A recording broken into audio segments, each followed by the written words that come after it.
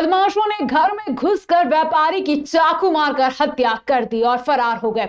घटना के समय परिवार के अन्य सदस्य ऊपरी मंजिल पर सोए हुए थे। पूरी घटना सीसीटीवी कैमरे में कैद हो गई है। पुलिस इसी फुटेज के आधार पर बदमाश की तलाश कर रही है।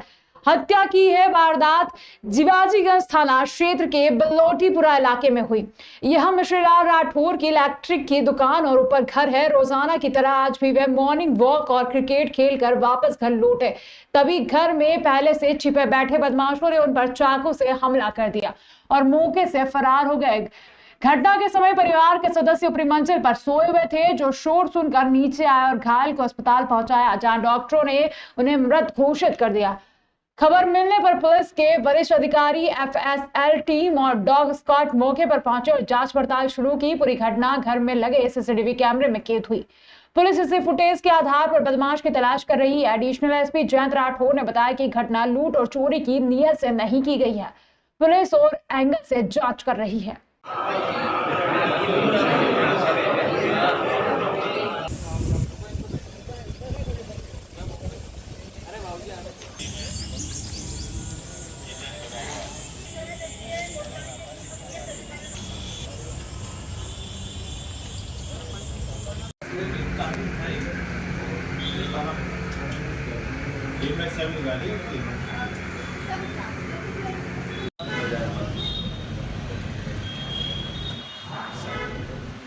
शिवाजीगंज क्षेत्र में जूना सोमवारी है, वहाँ पे एक मिश्रीलाल राठौर है, उनकी सुबह हत्या की गई है।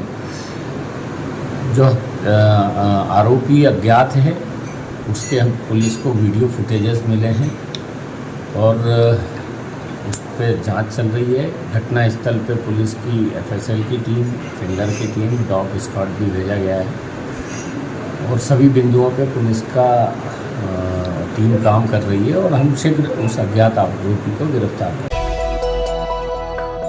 उज्जैन के महाकाल लोक के पार्किंग क्षेत्र में लगे मोबाइल टावर पर काम कर रहे कर्मचारी की ऊपर से गिरने से मौत हो गई। मोबाइल टावर में गड़बड़ी आने पर कंपनी के रीगर उसे सही करने पहुंचे थे। इस दौरान टावर पर चढ़ा रीगर नीचे गिर गया। इलाज के दौरान उसकी मौत हो गई। पुलिस जांच के बाद आगे की कार्रवाई करेगी। उज्जैन के महाकाल लोक के पार्किंग में लगे मोबाइल टावर के खराब होने पर कंपनी प्रतिभा ग्लोबल प्राइवेट लिमिटेड के रीगर शादाब नागौरी रिपेयरिंग के लिए पहुंचे थे। शादाब ने लैपटॉप लगाकर काम करना शुरू किया था। इसी दौरान टावर पर चढ़कर शादाब काम कर रहा था। इसी दौरान मौसम खराब होने के कारण तेज हवा भी चल रही थी। संभवतः हवा के कारण बैलेंस बिगड़ने से शादाब करीब 20 फीट ऊपर से नीचे गिर गया। नीचे गिरने से उसके हाथ और पसली टूट गई। महाकाल मंदिर के कर्मचारी ओम जोगी ने रिगर के गिरने की जानकारी लगी थी, जिस पर साथियों की मदद से शादाब को उज्जैन के चुनाव अस्पताल में भर्ती किया गया। इलाज के दौरान शादाब की मौत हो गई। मृतक शादाब के भाई ने बताया कि कंपनी की लापरवाही इसमें सामने आ रही है। करीब 30 से 40 फीट ऊपर से भाई गिरा है। प्रतिभा ग्लोबल ने काम के लिए भेजा था। शादाब एक अच्छा जगह रहने वाले हैं, अभी फिलहाल क्या देवास में रहते थे और प्रतिभा ग्लोबल कंपनी नेटवर्क की उसमें काम करते थे। तो यहाँ पर उज्जैन में साइड मिली थी इनको आज की, कल की 10 तारीख की। यहाँ पर काम करने आए थे और कंपनी ने बताया कि अकेला आया था, लेकिन अकेला तो इम्पॉसिबल ही आया हो यहाँ पर, कि कोई तो होगा साथ में, 3-4 लोग हैं जो भी। ऊपर से गिरा है, शायद 50-60 की फीट पे है ऊपर से। अब करंट लगा है कैसे गिरा है तो पता नहीं है। सेफ्टी वगैरह कुछ नहीं दी थी कंपनी ने। ये कोई टावर काम कर रहे थे टावर पे। पहले तो हम मंदिर में अन्य क्षेत्र में बैठे थे, तो वहाँ पर यात्री आया कहने, बोले भैया कोई मत तड़प रहा है, देखो जाके। तो वो गार्ड आया, हमको बोले ओम भैया चलो आप मदद में। तो हम दौड़ लगा के गए। फिर कंट्रोल रूम से सूचना हुई तो वो दिखा वहाँ पे, तो वो लोग आए, तो हमने सभी लोगों ने मिलकर उसकी मदद करी। तुरंत उसको अस्पताल लाया। उसके परिवार वालों को, हमको तो मालूम नहीं था कौन है क्या है, पर अपने जो एक मानवता धर्म रहता है उस माध्यम से अपन ने जो सेवा की है।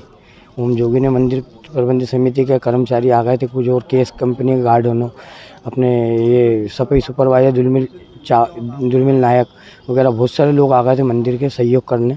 उस बंदे को लिया व्यवस्थित और अस्पताल लाए हम। अस्पताल ला के उनको छोड़ा। उनके 5 दिन परिवार के आ गए थे लोग, पर उसकी बहुत दुख की बात है, उसकी मृत्यु हो गई है बंदे की कल।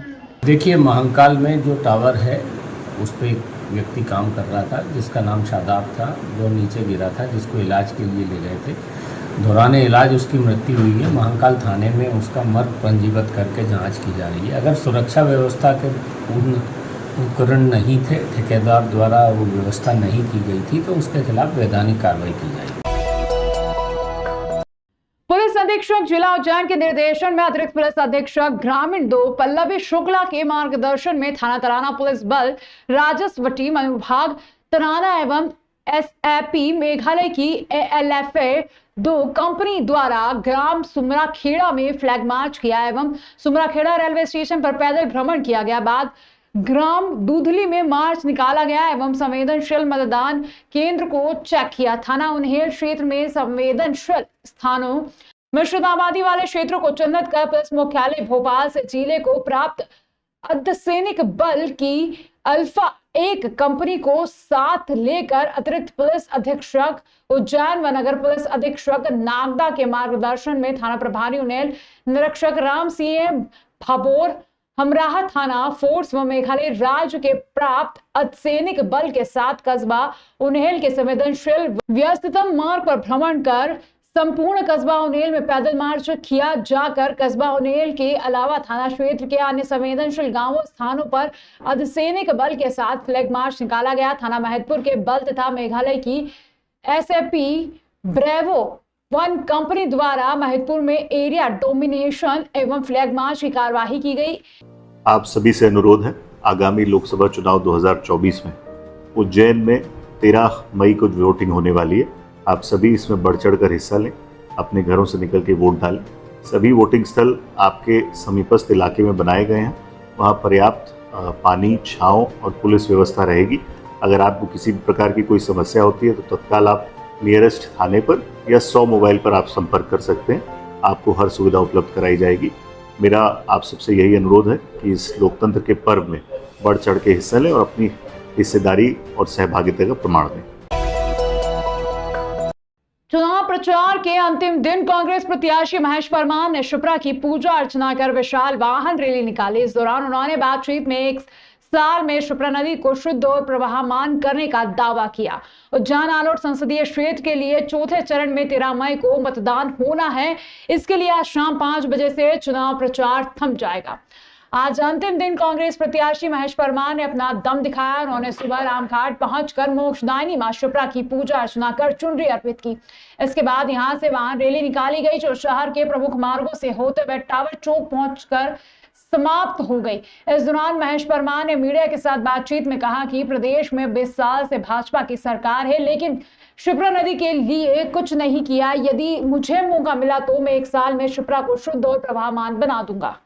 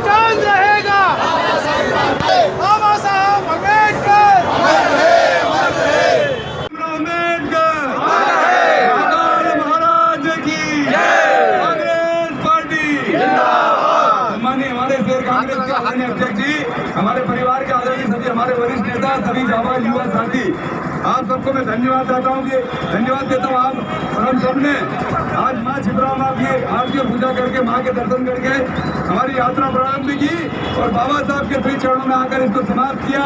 मेरा यहाँ पर उपस्थित सभी हमारे परिवार के वरिष्ठ जनों से, युवा साथियों से, हमारे युवक कांग्रेस से, सेवा दल, IT सेल, बाल कांग्रेस और सभी सम्मानित हमारे वरिष्ठ नेता यहाँ पर उपस्थित है। मैं आपसे निवेदन करना चाहता हूँ कि आज हमने संकल्प लिया है शिप्रा माँ को शुद्ध करना और बाबा साहब अम्बेडकर के संविधान को बचाना। मेरा सभी साथियों से निवेदन है, दोनों हाथ खड़े करके लोकतंत्र और संविधान को बचाने के लिए माँ शिप्रा माँ को शुद्ध करने के लिए हम सब लोग संकल्प लेंगे। शिप्रा भैया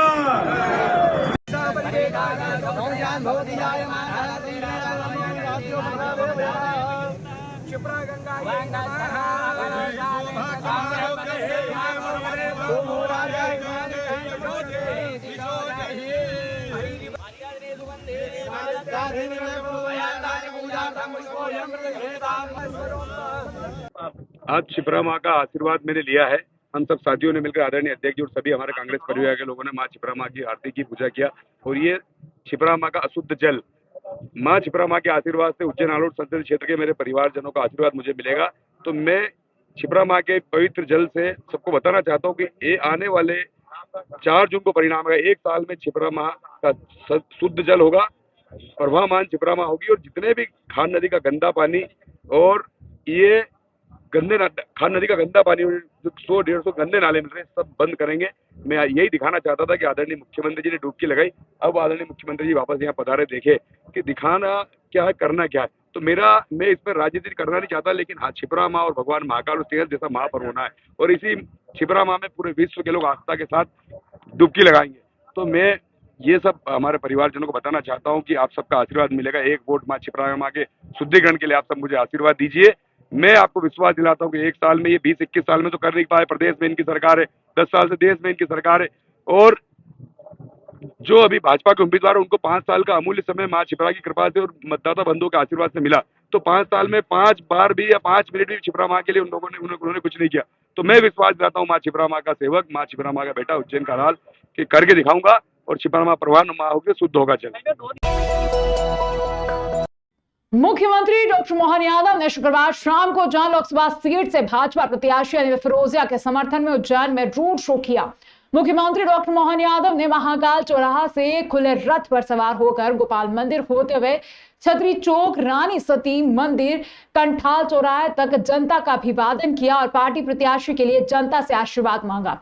3 किलोमीटर लंबे रोड शो में मुख्यमंत्री डॉक्टर मोहन यादव ने सभी का अभिवादन किया। पुष्पों से सुसज्जित रथ पर भाजपा के उज्जैन लोकसभा से प्रत्याशी अनिल फिरोजिया, पूर्व केंद्रीय मंत्री सुरेश पचौरी, प्रदेश सह कोषाध्यक्ष व विधायक अनिल जैन कालूहेड़ा, महापौर मुकेश चटवाल, पूर्व मंत्री पारस जैन, प्रदेश मीडिया प्रभारी आशीष उषा अग्रवाल, जिला अध्यक्ष विवेक जोशी, निगम सभापति कलावती यादव ने सवार होकर जनता का अभिवादन किया। इसके बाद दूसरे दिन शनिवार की सुबह मुख्यमंत्री डॉक्टर मोहन यादव ने खुद की विधानसभा दक्षिण में मतदाता पर्ची का वितरण कर भाजपा प्रत्याशी के पक्ष में मतदाताओं से समर्थन मांगा है।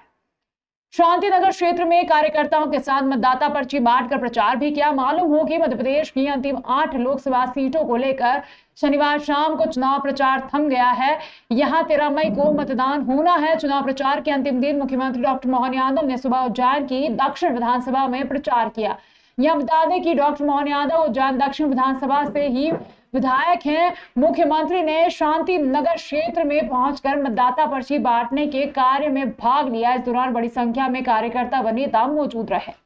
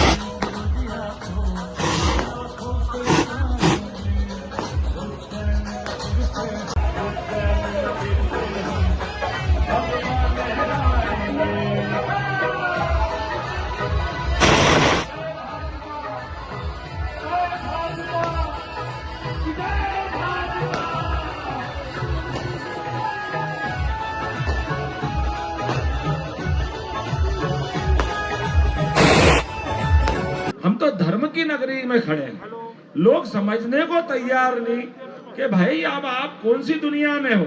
एक मुहावरा है, रस्सी जल गई।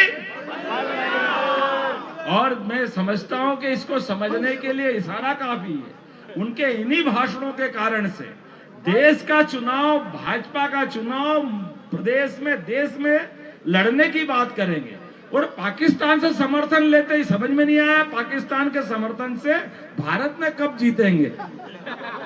आज भी जब भी हूं देखो तब किसको कहते हैं, किसकी पूछ उसमें रखो और वापस टेढ़ी हो जाती है।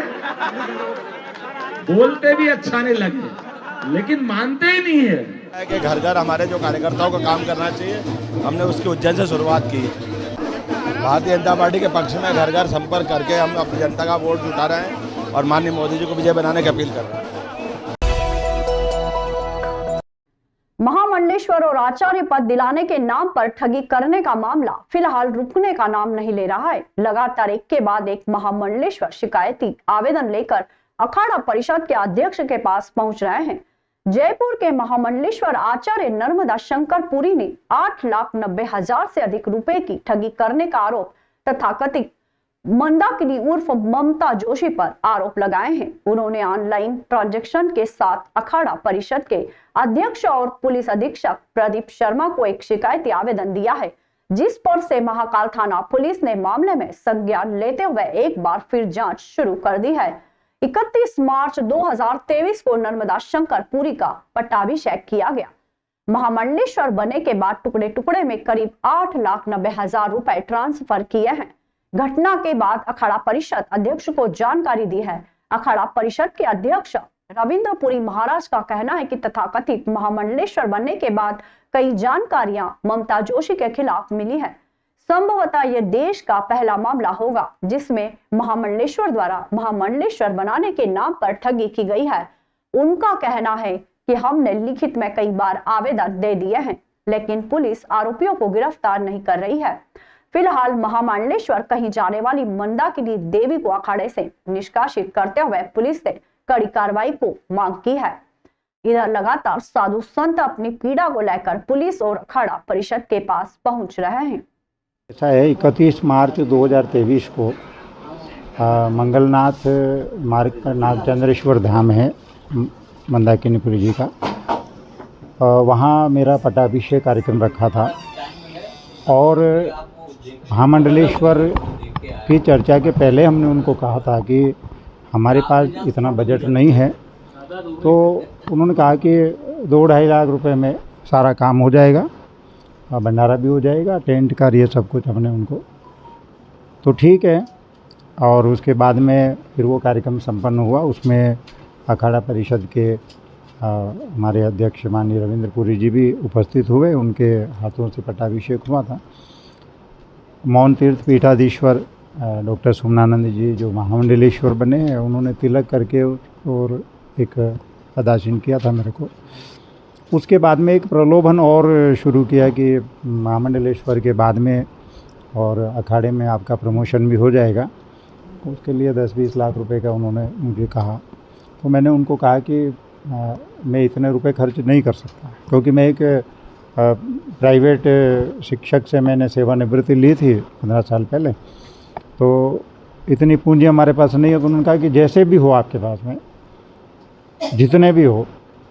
तो फिर हमने पिछले 7-8 महीने से उनको कभी 50 आए तो 50, 20 आए तो 20, 10 आए तो 10, जैसे भी उन्होंने।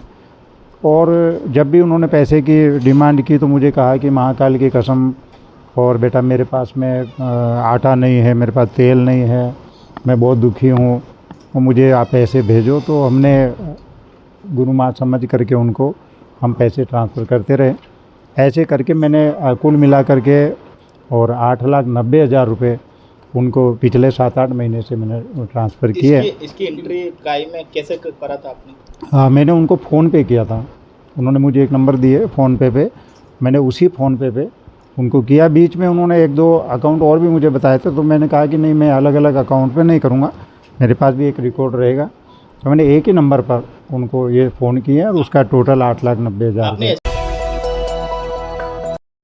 उज्जैन नगर निगम और पीएचई के अफसर शिप्रा नदी में खान का दूषित व केमिकल युक्त पानी स्टोर होने के बाद भी पर्व और त्योहार के समय नर्मदा का पानी शिप्रा नदी में छोड़कर अपने कर्तव्य की इतिश्री कर रहे हैं।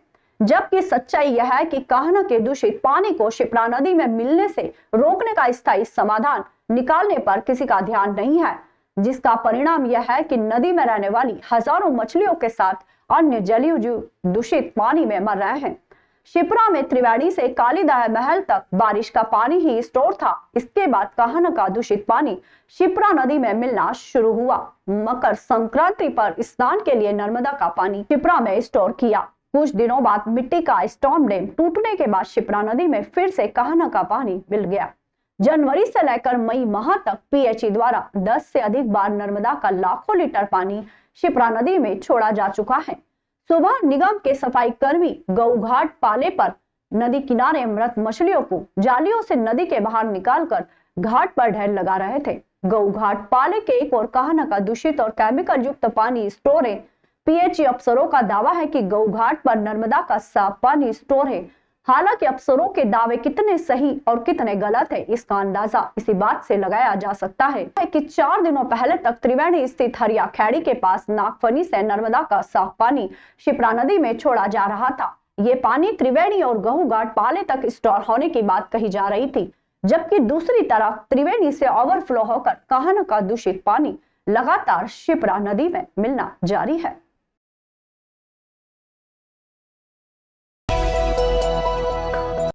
संयुक्त पेंशनर संघर्ष समिति उज्जैन के तत्वाधान में गुरुवार शाम को 100% मतदान करने के लिए जागरूकता अभियान चलाया और रैली निकालकर लोगों से 13 मई को होने वाले मतदान में अपना अमूल्य वोट करने की अपील की है।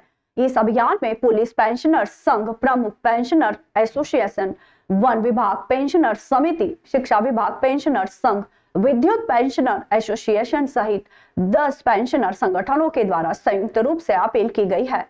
रैली का नेतृत्व कर प्रमोद सिंह भदौरिया ने बताया कि मतदाता जागरूकता रैली टावर चौक से शहीद पार्क तक निकाली गई, जिसमें सभी पेंशनरों ने भाग लेकर अपने हाथों में तख्तियां लेकर मतदान संबंधित नारे लगाते हुए टावर चौक, शहीद पार्क, शपनक मार्ग, शिव मंदिर, तंबाकू बाजार होते हुए वापस टावर चौक पर आए। इस मौके पर अशोक दुबे, शमशेर सिंह तोमर, अखिलेश तिवारी, योगेंद्र सिंह सैंगर, केपीएस जादव, राम नरेश यादव, जितेंद्र सिंह राठौर, मंजुलता भाटी, अरुणेश्वर सिंह गौतम, दिनेश सोलंकी, अरुण अग्रवाल, अभय जैन, डॉक्टर स्वामीनाथ पांडे, राणा प्रताप सिंह तोमर, राम प्रसाद चौधरी, महेश कांत व्यास आदि पेंशनर्स मौजूद थे। रैली के पश्चात टावर चौक पर सभा के रूप में परिवर्तित हुई। वहां पर सभा को संयुक्त पेंशनर संघर्ष समिति उज्जैन के जिला संयोजक प्रमोद सिंह भदौरिया, शमशेर सिंह तोमर, अशोक दुबे ने संबोधित किया, जहां सभी सदस्यों से अनुरोध किया गया कि वे अपने अपने क्षेत्र पर जहां वह निवास करते हैं वहां अधिक से अधिक संख्या में मतदाताओं को दिनांक 13 मई को सुबह देश हित में सबसे पहले मतदान करने हेतु प्रेरित करेंगे तथा बाद में अन्य कार्य करेंगे। शमशेर सिंह तोमर एवं अशोक दुबे ने सभी सदस्यों को शपथ दिलवाई कि हम जिस भी मोहल्ले में या जिस क्षेत्र में निवास करते हैं अपने क्षेत्र में अधिक से अधिक नागरिकों को मतदान के लिए प्रेरित करेंगे। अंत में सभी का आभार पुलिस पेंशनर संघ के प्रांतीय उपाध्यक्ष योगेंद्र सिंह सैंगर ने माना। रैली में 200 से ज्यादा पेंशनर सदस्यों ने भाग लिया।